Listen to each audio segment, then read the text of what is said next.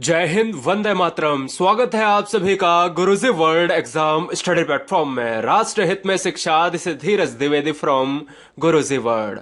उम्मीद है आप बहुत अच्छे होंगे, परिवार बेहतरीन और उम्दा होगा।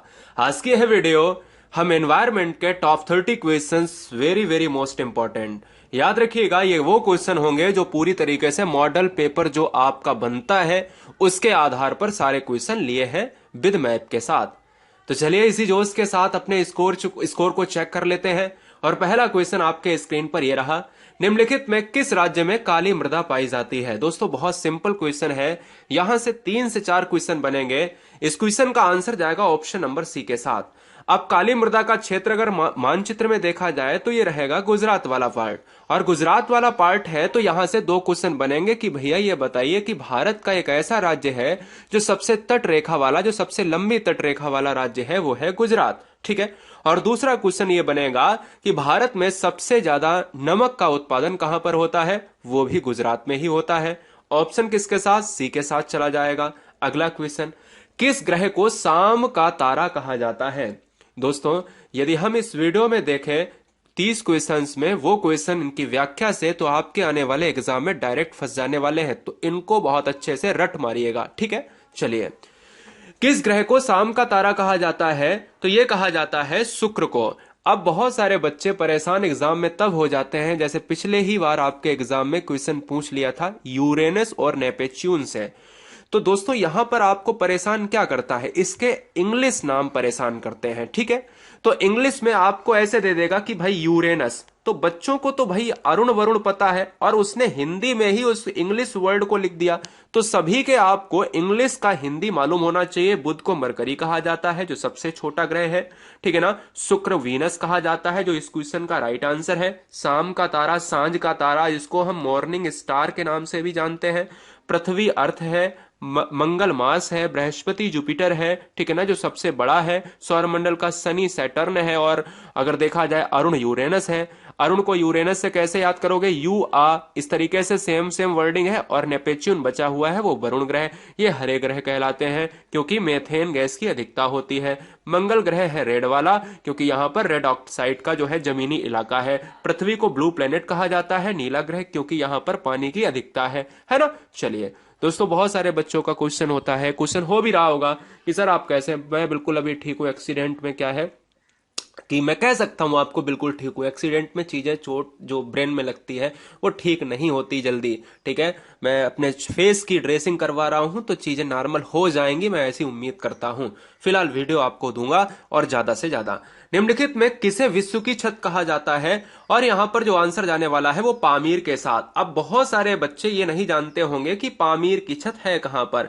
ये एक्चुअल में मध्य एशिया में अगर देखा जाए तो मध्य एशिया आपको याद रखना है। और अगर देश पूछा जाए तो आपको क्या याद रखना है, कजाकिस्तान।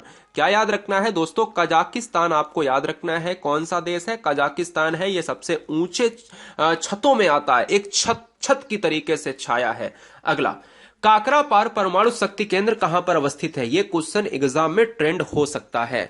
अब देखो, काकरापार, यदि आपको वाकई में एक सरकारी सीट हर शेरनी को चाहिए तो चैनल को सब्सक्राइब कर लेना। बहुत ईमानदारी से सिलेक्शन पाने के लिए, ईमानदारी से सेलेक्ट होने के लिए सब्सक्राइब कर लें।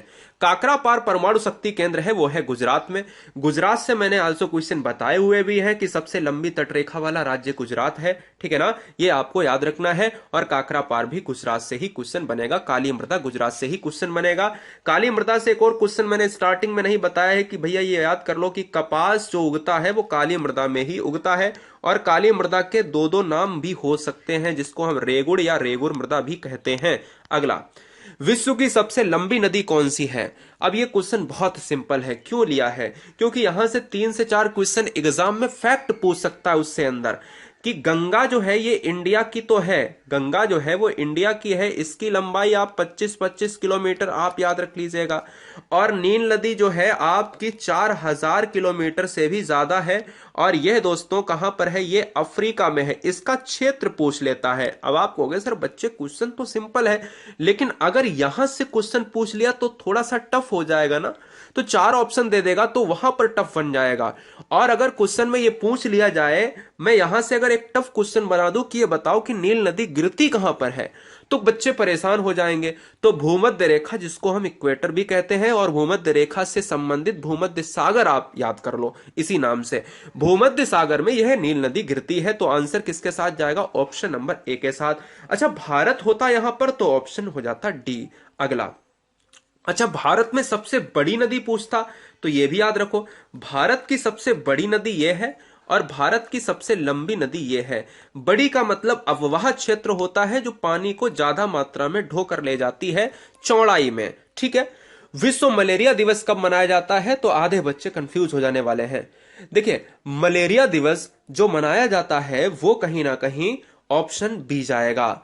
अब इससे आप निश्चिंत रहें कि यहां से मैं 70% क्वेश्चन यहां से फंसा दूंगा। अब यहां से फंसाने का मतलब ये नहीं है कि मैंने आपको बोल दिया कि यहीं से फंसेगा तो फंसेगा, ये मैं आपको जड़ी बूटी दे देता हूं कि यही दिवस आएगा।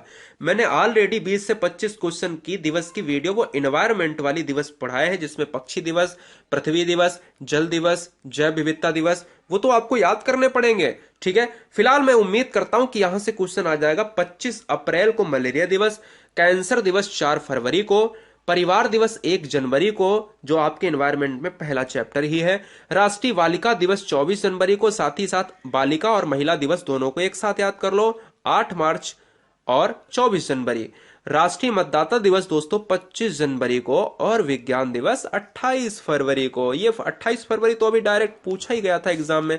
और रीट में आपके देखिए, जैव विविधता दिवस पूछ लिया, जल दिवस पूछ लिया, पृथ्वी दिवस पूछ लिया, और एक और आया था 16 सितंबर वाला, वो भी पूछ लिया है ना, ओजोन दिवस वाला। वृद्ध गंगा या दक्षिण की गंगा के नाम से किस नदी को जाना जाता है? दोस्तों याद रखिएगा कि वृद्ध गंगा या दक्षिण गंगा वो जानी जाती है कौन सी? गोदावरी जानी जाती है, इसलिए ऑप्शन डी जाएगा, है ना मेरी बात? ऑप्शन नंबर डी हम राइट कर जाएंगे। अगला क्वेश्चन, भारत के राज्य चिन्ह में प्रयुक्त होने वाला अभी तक का सबसे सिंपल क्वेश्चन, भारत के राज्य चिन्ह में प्रयुक्त होने वाला शब्द सत्यमेव जयते मुंडको उपनिषद से लिया गया है, इसलिए ऑप्शन अगर सी लगाया है तो आप सभी के लिए जोरदार वाली क्लैपिंग दोस्तों। ऑप्शन जाएगा 100% के साथ, सी ऑप्शन के साथ। एक और क्वेश्चन लेते हैं थोड़ा सा कठिन, 24 दिसंबर देश में किस रूप में मनाया जाता है? अभी अभी मैंने आपको 5 से 6 दिवस पढ़ाए हैं, तो 24 दिसंबर देश में किस रूप में मनाया जाता है? यह इस क्वेश्चन का आंसर ऑप्शन नंबर बी के साथ जाएगा। राष्ट्रीय उपभोक्ता दिवस जो है हमारा 9 का वी लॉक हो जाएगा। अगला, सबसे पुराना वेद क्वेश्चन लेने का मतलब क्या है यह भी बता देता हूं।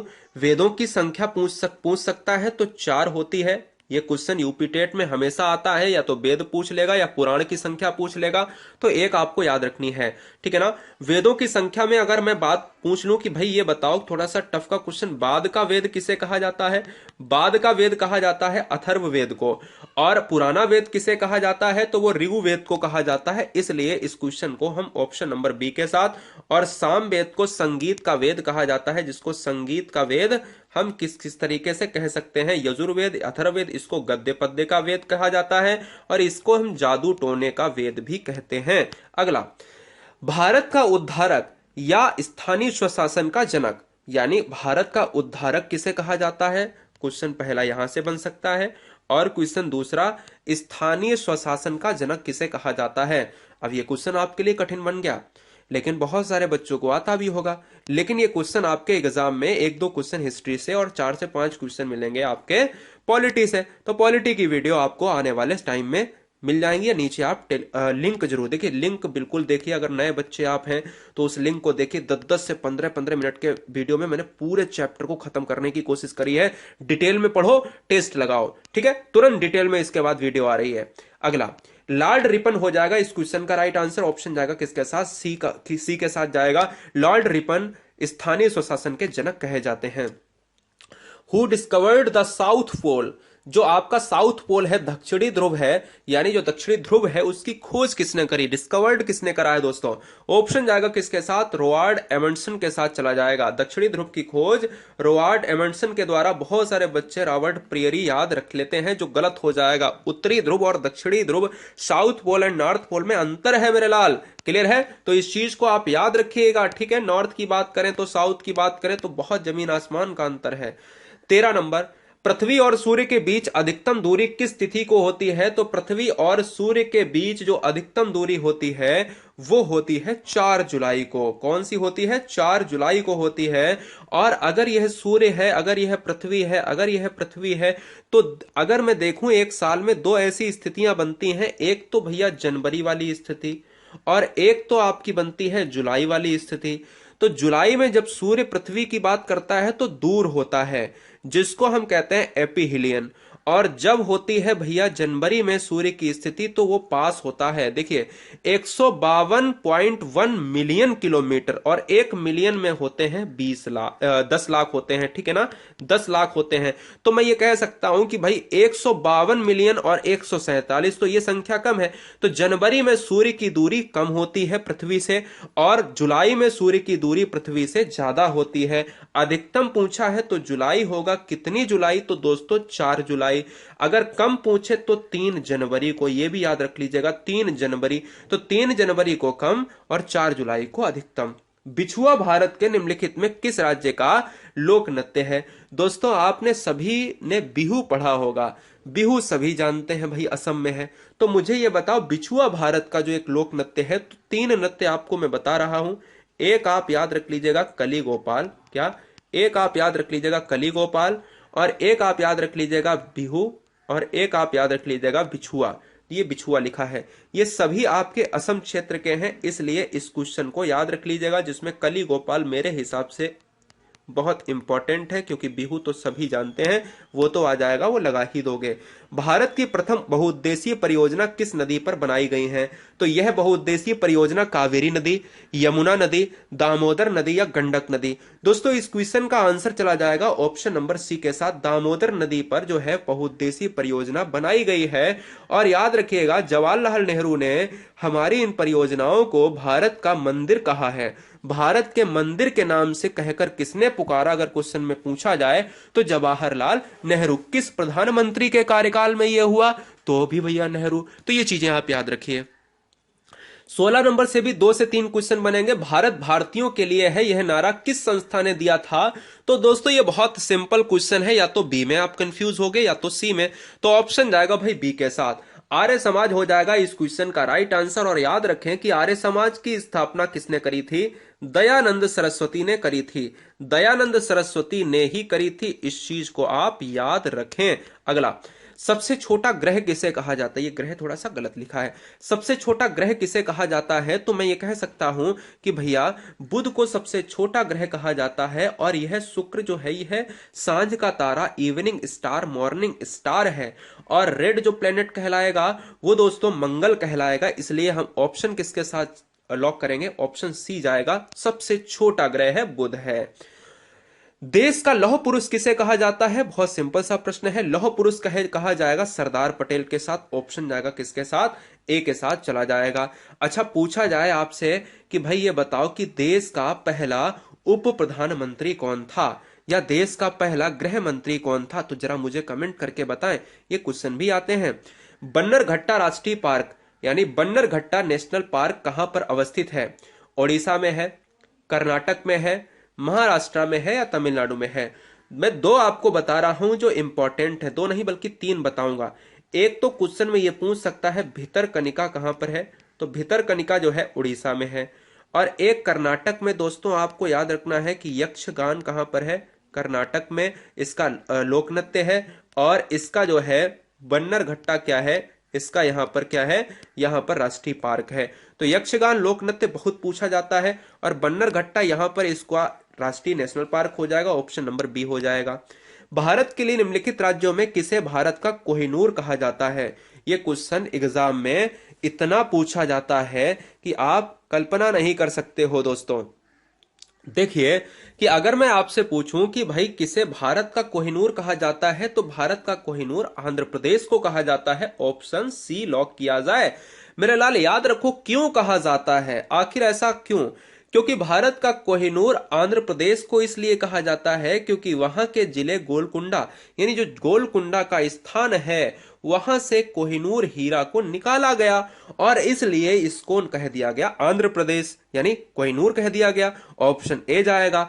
अगर क्वेश्चन में ये पूछा जाए कि तंबाकू यानी टोबैको अनुसंधान केंद्र कहां पर है, तो वो आंध्र प्रदेश में है। अगर क्वेश्चन में ये पूछ दिया जाए कि जो टोबैको है, तंबाकू की खेती है, वो कहां पर सबसे ज्यादा होती है, आंध्र प्रदेश में। तंबाकू को कौन लाया था विदेशों में, तो वो पुर्तगाली लाए थे। अगला, निम्नलिखित में कौन सा एक सबसे सूखा स्थान है दोस्तों, तो ऑप्शन जाएगा किसके साथ, सबसे सूखा स्थान है लेह वाला पार्ट। अगर आपके ऑप्शन में जैसलमेर राजस्थान का कोई भी पार्ट मिल जाए तो वो मत मारना, गलती से मत मारना। लेह जो है सबसे शुष्क इलाका, सबसे सूखा क्षेत्र है। अगला, भारत के उत्तरी मैदानों में शीतकाल में वर्षा होती है। यह क्वेश्चन बताइए, इतना सिंपल क्वेश्चन पीसीएस में पूछा गया और ये क्वेश्चन एग्जाम में यूपी टेट से लेकर कितने, यूपी टेट, सी टेट में 2 बार, रीट में 1 बार और जो यच टेट की परीक्षा है इसमें 3 बार पूछा गया। एमपी टेट में दोस्तों 4 बार एग्जाम में क्वेश्चन आया है और यूपी टेट में इसकी प्रबल संभावना, मतलब मैं ये कह सकता हूं कि आपके लिए बहुत अच्छा क्वेश्चन है। उत्तरी मैदान में शीतकालीन जो वर्षा होती है वो पश्चिमी विक्षोभ से होती है, जिस समय भारत में वर्षा खत्म हो चुकी होती है, लौटता हुआ मानसून होता है। कम दबाव का क्षेत्र यहां पर होता है हिंद महासागर में, इसलिए जो वर्षा होती है वो पश्चिमी विक्षोभ से होती है। अगला, नीलगिरी के पर्वतीय क्षेत्र में कौन सा जलप्रपात स्थित है। दोस्तों, नीलगिरी की पर्वतीय क्षेत्र कौन से ऑप्शंस में है, ये है केरल और कर्नाटक वाले क्षेत्र में। और केरल कर्नाटक का जो क्षेत्र है ये कहता है कि भाई यहां पर है एक ऐसा जलप्रपात जिसको पायकारा जलप्रपात कहा जाता है। ठीक है, तो ये याद रखो, बहुत इंपॉर्टेंट है। ये नीलगिरी वाला पार्ट इंपॉर्टेंट बन जाता है जब दक्षिणी भाग की हम बात करते हैं। अगला, सिंधु नदी का उद्गम स्थल कहां पर है। सिंधु नदी का उद्गम स्थल कहां पर अवस्थित है, तो याद रखिएगा कि सिंधु नदी का जो उद्गम स्थल है वो है मानसरोवर झील, इसलिए ऑप्शन जाएगा किसके साथ, सी के साथ चला जाएगा। अगला, केटू के बाद भारत में सबसे ऊंचा पर्वत शिखर कौन सा है, तो केटू के बाद छोड़ दो, ये हमारा एक क्या है, ये विवादित है पर्वत। और अगर मैं भारत में सर्वोच्च पर्वत को देखूं तो दूसरे नंबर पर जो आएगा यह भारत का पूरी तरीके से फाइनली स्वतंत्र है, जो है पहला, वो है कंचनजंगा। और ये कंचनजंगा है कहां पर, ये छोटा सा क्वेश्चन मैं आपसे पूछता हूं, जरा कमेंट कीजिएगा। 26, निम्नलिखित में कौन भारत का प्रवाल द्वीप समूह है। दोस्तों, अगर मैं बात करूं भारत की, तो ये भारत को अगर देखा जाए तो भारत में अगर एक ऐसा क्षेत्र है, भारत में एक ऐसा क्षेत्र है जिसको लक्षद्वीप कहा जाता है और जिसको अंडमान निकोबार कहा जाता है। अंडमान निकोबार और लक्षद्वीप इधर है, ये पूर्व में है, ये पश्चिम में है। तो अगर मैं देखूं भैया, क्या अगर मैं ये लक्षद्वीप देखता हूं तो ये क्या है, ये है आपका प्रवाल, जिसको कोरल रीफ्स कहा जाता है। प्रवाल भित्ति वाला जो समूह होता है, मूंगे की चट्टानें होती है, वही होता है दोस्तों प्रवाल, इसलिए राइट आंसर डी जाएगा। भारत के भौगोलिक मानचित्र कौन तैयार करता है। यहां से आपके 2 क्वेश्चन बनेंगे, दोनों नोट कर लेना, क्योंकि देखिए आप स्टार्टिंग में ये वीडियो स्टार्ट किए होंगे तो मुझे ये लगता है कि आप कह रहे होंगे कि सर क्वेश्चन तो बहुत सिंपल है। तो मेरे हिसाब से अगर क्वेश्चन सिंपल है तो 30 में 30 आने चाहिए, ठीक है। लेकिन अगर आप 2 से 3 क्वेश्चन गलत कर रहे हैं तो मैं ये कह सकता हूं, देखिए हर कोई बंदा, अगर मेरे सामने भी आप 100 क्वेश्चन रख दो तो जरूरी नहीं है कि मैं 100 भी कर पाऊं उनको, ठीक है, 100 में 90 भी कर पाऊं उनको, तो ये कोई जरूरी नहीं, ये मॉडल पेपर पर निर्भर करता है। तो डीप ज्ञान करने के लिए मुझे अपने पेपर में इस तरीके का प्रदर्शन करना है कि 100 में 100% नंबर। 3-4 सब्जेक्ट में ऐसे कुछ सब्जेक्ट हैं जहां पर मैं 100% स्कोर कर सकता हूं, यानी आप कर सकते हो। तो इसलिए उन चीजों को सुधारिए। जैसे यहां से 2 क्वेश्चन जो बनेंगे, भारत के भौगोलिक मानचित्र कौन तैयार करता है। भारत का भौगोलिक मानचित्र करता है भारतीय सर्वेक्षण करता है। अब ध्यान दीजिएगा क्यों, अब यहां से 2 क्वेश्चन क्या बनेंगे। अब आपसे मैं एक क्वेश्चन छोटा सा ही पूछता हूं, ये बताइए भारतीय सर्वेक्षण का मुख्यालय कहां पर है। भारतीय सर्वेक्षण का मुख्यालय कहां पर है। भारतीय सर्वेक्षण अगर भौगोलिक मानचित्र तैयार करता है तो इसका मुख्यालय कहां पर है। कोलकाता है, देहरादून है, बताइए, कोलकाता है, देहरादून है, भोपाल है, या फिर अगर मैं आपसे बात करूं क्या, दिल्ली है। बताइए, दिल्ली है, कोलकाता है, देहरादून है, भोपाल है। तो अगर आप सभी गलत लगाए हैं तो गलत है, देहरादून इस क्वेश्चन का आंसर सही हो जाएगा, जो आपके उत्तराखंड में अवस्थित है। उत्तराखंड, देहरादून। निम्नलिखित राज्यों में किसकी तटरेखा सर्वाधिक है। यह पहले क्वेश्चन में जिक्र कर चुका हूं, लेकिन यह क्वेश्चन बदला है। वहां पर पहले क्वेश्चन में यह था कि काली मिट्टी, तो यहां पर तटीय रेखा में गुजरात हो जाएगा वही आंसर। अगला, निम्नलिखित में कौन से भारतीय राज्य में प्रातःकाल सूर्य की किरणें सबसे पहले पड़ती हैं? तो सबसे पहले जो पड़ेंगी दोस्तों वो किस में पड़ेंगी? वो अरुणाचल प्रदेश में पड़ेंगी। अरुणाचल प्रदेश क्यों पड़ेंगी? क्योंकि ये सबसे क्या है, सबसे पूर्व में है। सबसे बाद में कहां पर पड़ेंगी? सबसे बाद में दोस्तों पड़ेंगी आपके गुजरात क्षेत्र में पड़ेंगी, ये भी आप याद रखिएगा। भारत का दक्षिणी नोक कौन सा? ये लास्ट इस वीडियो का लास्ट क्वेश्चन है। भारत का दक्षिणी नोक कौन सा है? तो दोस्तों वहां पर चला जाएगा केप कैमोरिन। ऑप्शन जाएगा किसके साथ? 30 का ए चला जाएगा, ठीक है। भारतीय वन प्रबंधन संस्थान कहां पर है? दोस्तों अगर भारतीय वन प्रबंधन पूछे और पहले और दूसरे क्वेश्चन में फर्क समझ लेना। पहला क्वेश्चन और दूसरा क्वेश्चन एग्जाम में बहुत आता है। तो अगर वन प्रबंधन संस्थान पूछे तो आंसर किसके साथ जाएगा? ऑप्शन नंबर सी के साथ, भोपाल के साथ जाएगा। भोपाल किस क्षेत्र का हिस्सा है? यह मध्य प्रदेश का हिस्सा है और मध्य प्रदेश को कहा जाता है टाइगर स्टेट कहा जाता है, बाघों का राज्य कहा जाता है। यह भी बात आप याद रखिएगा, बाघों का राज्य मध्य प्रदेश। अलग क्वेश्चन, नेक्स्ट क्वेश्चन।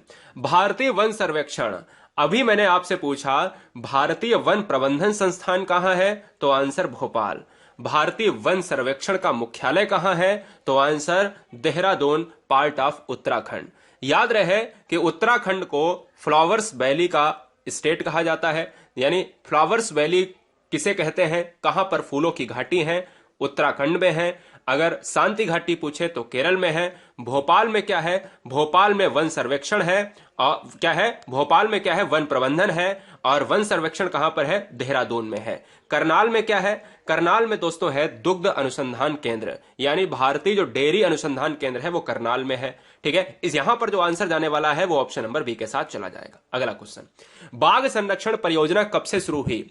बाघ संरक्षण परियोजना भारत में कब से शुरू हुई? 71, 72, 73 या 74? तो इस क्वेश्चन का जो राइट आंसर जाने वाला है वो ऑप्शन नंबर सी के साथ 1973 के साथ चला जाएगा। 1973 एक ऐसा इरा है जहां पर भारत में टाइगर स्टेट को लागू किया गया और यह कहा गया कि टाइगर के लिए विशेष कार्य किए जाएंगे जिससे उनकी संख्या में जो कमी है वो कहीं ना कहीं उनको बढ़ावा देगी। अगर क्वेश्चन में यह पूछा जाए दोस्तों कि सबसे ज्यादा टाइगर कहां पर है, तो सबसे ज्यादा टाइगर भारत में ही है। पूरे विश्व में सबसे ज्यादा टाइगर भारत में है। भारत में इस समय की अगर मैं बता दूं, जिस समय मैं वीडियो बना रहा हूं उस समय 1967 बाघ हैं। और याद रखिएगा कि सबसे तेज बढ़ोतरी करने वाला जो देश है वो भारत ही है। विटामिन B2 का रासायनिक नाम क्या है? चैनल पर पहली बार हैं तो सब्सक्राइब कर लें राष्ट्रहित में, क्योंकि ईमानदारी से सिलेक्शन, ईमानदारी से सब्सक्रिप्शंस, यही इंपॉर्टेंट है। जब तक सिलेक्शन ना हो तब तक सब्सक्राइब करे रहिएगा और कुछ नहीं, बात बाकी एक सरकारी सीट तो आपको हर बहन हर भाई को मिल ही जाएगी। V2 का रासायनिक नाम क्या है? राइबोफ्लेविन। राइबोफ्लेविन ऑप्शन जाएगा सी के साथ। और एक चीज मैं बता दूं, सुबह 9 बजे से लेकर सुबह 9 बजे से क्या सुबह 9 से लेकर रात के 9-10 बजे तक क्लासेस चलती हैं, जिसमें मैथमेटिक्स से लेकर सब कुछ डिटेल में पढ़ाया जा रहा है। अगर आपको बेहतरीन तैयारी रणनीति के साथ तैयारी करनी है तो यह प्लेटफॉर्म आपके लिए बेस्ट है। भारत में सर्वाधिक रेडियोधर्मी प्रदूषण कहां पर पाया जाता है? इस 30 क्वेश्चंस की वीडियो में आपको मिनिमम 18 क्वेश्चन करने होंगे। भारत में सर्वाधिक रेडियोधर्मी प्रदूषण कहां पर पाया जाता है? तो सर्वाधिक रेडियोधर्मी प्रदूषण पाया जाता है केरल के क्षेत्र में। केरल साक्षरता के मामले में क्या है? साक्षरता के मामले में नंबर 1 है। केरल साक्षरता के मामले में नंबर 1 है, इस चीज को ध्यान रखें। अगला, चंद्रप्रभा वन्यजीव अभ्यारण्य कहां पर अवस्थित है? उत्तर प्रदेश, मध्य प्रदेश, उत्तराखंड या उड़ीसा? चंद्रप्रभा वन्यजीव अभ्यारण्य भारत के एक स्टेट है जिसका नाम है उत्तर प्रदेश। उत्तर प्रदेश में अवस्थित चंद्रप्रभा एक मायने में देखा जाए तो बहुत समृद्ध है। मध्य प्रदेश में सबसे ज्यादा आपको वन्यजीव अभ्यारण्य मिल जाएंगे। उत्तराखंड फूलों की घाटी के लिए आज जो बता चुका हूं, और ओडिशा में कछुआ वन्यजीव अभ्यारण्य है, मगरमच्छ वन्यजीव अभ्यारण्य है। अगला, अंतर्राष्ट्रीय महिला दिवस हर चैप्टर को समाहित किया गया है। पर्यावरण के हर चैप्टर को दिवस से 2 क्वेश्चन मिलेंगे। दिवस का एक क्वेश्चन इस वीडियो में आपको ले लिया है। अब 2 क्वेश्चन मैं बताऊंगा आपको, बड़ा ध्यान से देखिए। अंतर्राष्ट्रीय महिला दिवस कब मनाया जाता है? तो अंतर्राष्ट्रीय महिला दिवस मनाया जाता है 8 मार्च को। अगर बालिका दिवस देखा जाए तो बालिका दिवस मनाया गया है 11 अक्टूबर को। याद रखिएगा, 11 अक्टूबर को बालिका दिवस, 8 मार्च को अंतर्राष्ट्रीय महिला दिवस।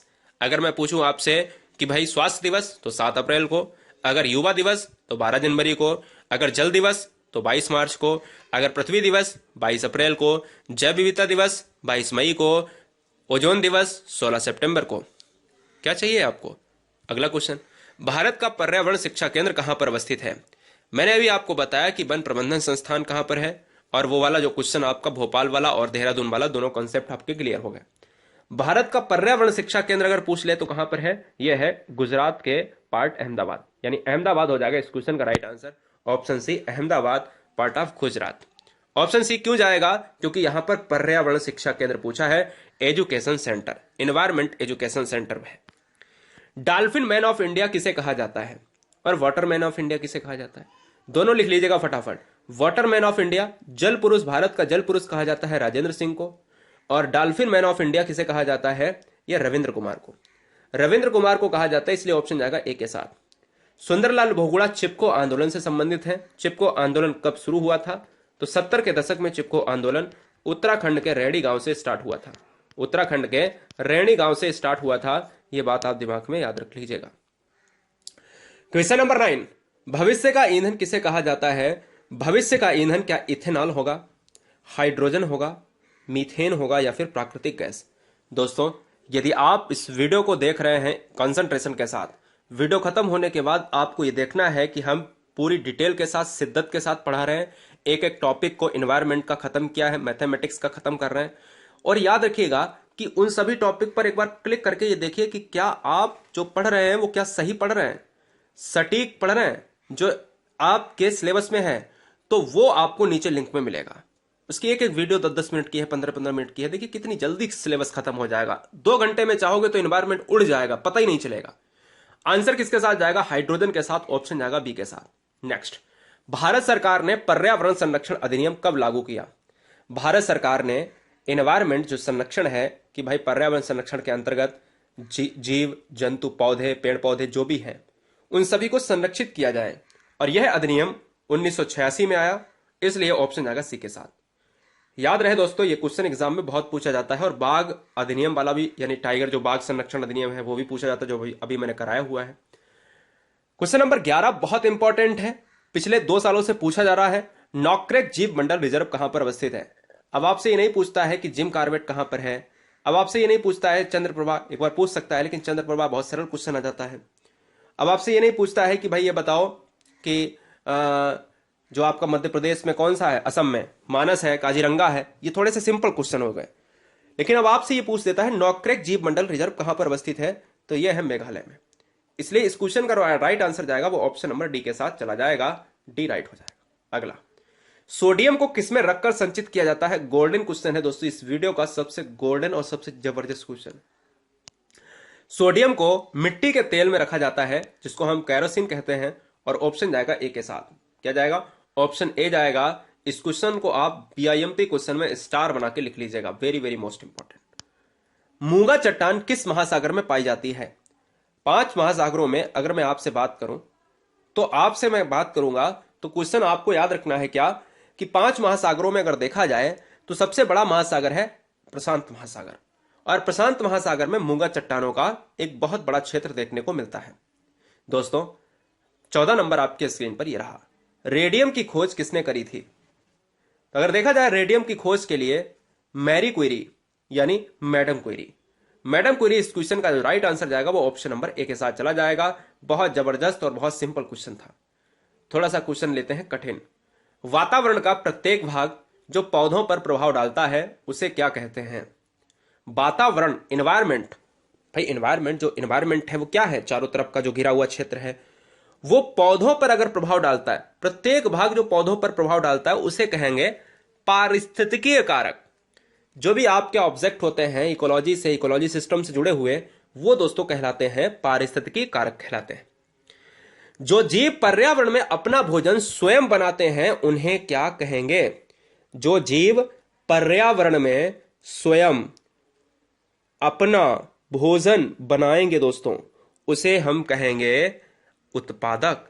क्योंकि आप सभी जानते हो उत्पादक में सभी क्या आते हैं, पेड़ पौधे आते हैं। उत्पादक में सभी प्लांट आते हैं, और उत्पादक क्या करते हैं, पेड़ पौधे अपना भोजन बनाते हैं, खुद बनाते हैं, और जो इनको खाता है वो उपभोक्ता कहलाएगा, प्राथमिक कहलाएगा। अगला, निम्नलिखित में कौन सी पृथ्वी के वातावरण में पाई जाने वाली ग्रीन हाउस गैस नहीं है। दोस्तों, निम्नलिखित में कौन सी पृथ्वी के वातावरण में पाई जाने वाली ग्रीन हाउस गैस नहीं है। तो इस क्वेश्चन का राइट आंसर क्या जाएगा मेरे लाल? इस क्वेश्चन का राइट आंसर जाएगा ऑक्सीजन। ऑक्सीजन जो है ग्रीन हाउस गैसेस में नहीं ली जा सकती है, आती तो है लेकिन नहीं ली जाती है। एक्चुअल में ग्रीन हाउस गैसेस होती क्या है? ग्रीन हाउस गैसेस एक पृथ्वी का ये आवरण है। अगर सूर्य से आने वाली किरणें, प्रकाश की किरणें प्रकाश की गैसों के साथ जब आती हैं तो ये कुछ भाग इसका रोक लिया जाता है और ये जो है इसकी सतह गर्म हो जाती है। तो दोस्तों यही जो ऑक्सीजन है ना, ये इसमें मुख्य भूमिका नहीं निभाती। मुख्य भूमिका जो है कार्बन डाइऑक्साइड निभाती है। 18 नंबर है, भारत सरकार द्वारा केंद्र में पर्यावरण विभाग की स्थापना किस वर्ष की गई? भारत सरकार के द्वारा केंद्र में पर्यावरण विभाग की जो स्थापना की गई है वो की गई है किसके, कब की गई है? 1980 यानी 80 के दशक में की गई है। 86 में पर्यावरण अधिनियम आया, ये बात आपको बताई। 70 में आपका चिपको आंदोलन आया, ये बात आपको बताई। तो ये चीजें आपको याद रखनी है। 19 नंबर एक धांसू क्वेश्चन है, कोई भी आपको जल्दी नहीं बताएगा। यहां पर 19 नंबर एक बेहतरीन क्वेश्चन की श्रृंखला में रखा जाता है पर्यावरण में। नदियों को जोड़ने का कानून लागू करने वाला देश का पहला राज्य कौन सा बना है? गुजरात, हरियाणा, राजस्थान, मध्य प्रदेश। दोस्तों इस क्वेश्चन का जो राइट आंसर जाने वाला है वो ऑप्शन नंबर जाएगा सी के साथ। राजस्थान एक ऐसा राज्य है जो नदियों को आपस में कनेक्ट करता है और कनेक्ट करने के साथ साथ बहुत सा ऐसा क्षेत्र कवर करता है जिससे सिंचित क्षेत्र आ जाता है। राज्यों की बात करें तो दोस्तों ऑप्शन जाएगा सी के साथ।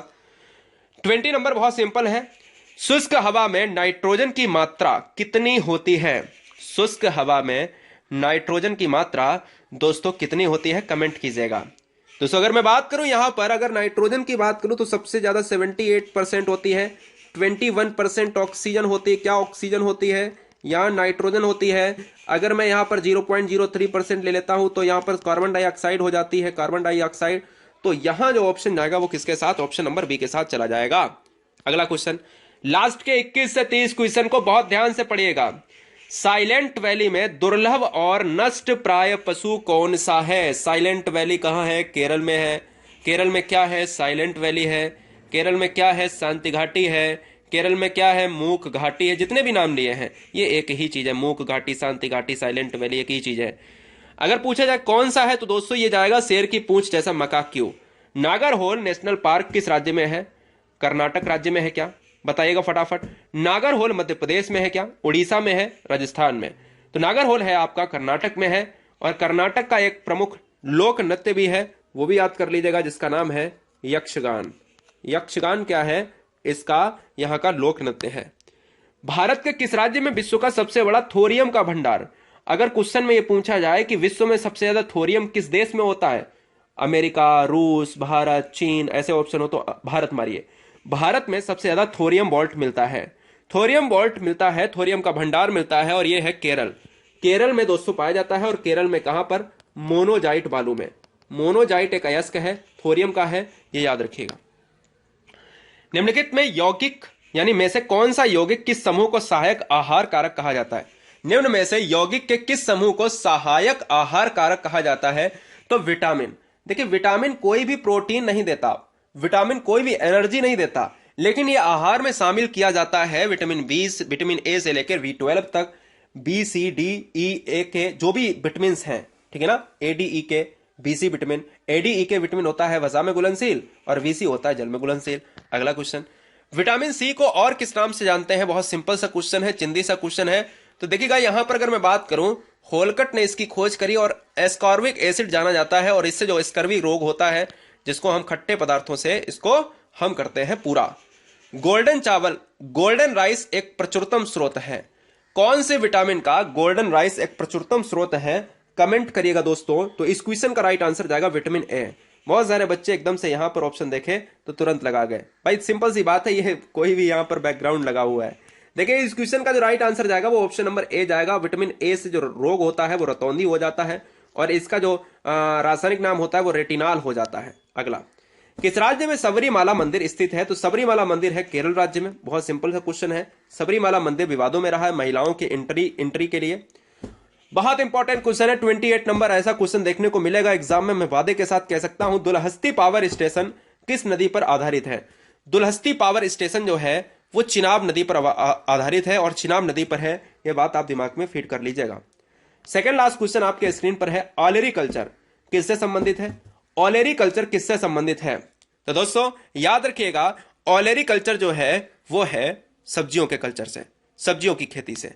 और लास्ट क्वेश्चन आपके स्क्रीन पर ये रहा, ओजोन परत के ऊपर आयन की परत है, ओजोन परत के ऊपर आयन मंडल, और कहता है कि ये जो गैस है ना, ये कौन सी गैस छोड़ती है आयन मंडल? आप बताइएगा, फटाफट जवाब दीजिएगा।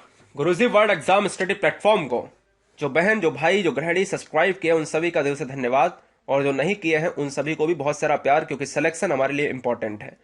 आपके सिलेक्शन से अगर घर में खुशियां आती हैं तो हमारे मुख पर भी वो खुशी आएगी, हम भी कह पाएंगे 50 लोगों के बीच में कि कहीं ना कहीं हमारा परिवार, हमारे परिवार में से एक बच्चा सेलेक्ट हुआ है, हमारे परिवार में से देखिए वो सेलेक्ट हुआ है। ठीक है, सिलेक्शन के बाद आपसे मिलना जरूर होगा, और उम्मीद है दोस्तों कि एक बेहतरीन आप सिलेक्शन लेंगे और हमें जरूर बताएंगे। Love you guys, thanks for watching video. Guruji world exam study, option number C इस क्वेश्चन का राइट आंसर हो जाएगा। Guruji world exam study platform में जितने भी क्वेश्चन किए हैं उसका आप जो है स्कोर हमें कमेंट बॉक्स में जरूर बताएं। टेलीग्राम से जुड़ने के लिए आपको सर्च करना है GURUJI एक स्पेस WORLD। जब गुरुजी वर्ल्ड आप सर्च करेंगे तो ऐसा लोगो मिलेगा ग्रीन कलर वाला, वही केवल गुरुजी वर्ल्ड लिखा होगा उसी को ज्वाइन करें। केवल जिसमें गुरुजी वर्ल्ड लिखा हो उसी को ज्वाइन करें, जहां पर आप न तो मैसेज कर पाएंगे न मैसेज देख पाएंगे, केवल आप मैसेज हम करेंगे वही मैसेज देखेंगे, वही पीडीएफ्स आपको मिलेंगी। ठीक है, कोई क्विज वाला ग्रुप आप ज्वाइन ना करें जिसमें क्विज होती है, सारे क्विज वाले ग्रुप फेक हैं। Love you guys, thanks for watching video. Guruji world exam study, Vande Mataram, इंकलाब जिंदाबाद। कैसी रही ये वीडियो, कैसा रहा आज का पर्यावरण का धमाकेदार सेशन, कैसा रहा ललन टॉप सेशन, तो बताइएगा। आप सभी से उम्मीद है कि आपने स्कोर अच्छा किया होगा। स्कोर खराब किया है तो सीखने को तो बहुत कुछ मिलता है दोस्तों। अगर ये क्वेश्चन कल को एग्जाम में आ जाए तो आप तो उड़ा दोगे ना, मुझे पूरा भरोसा है। Love you guys.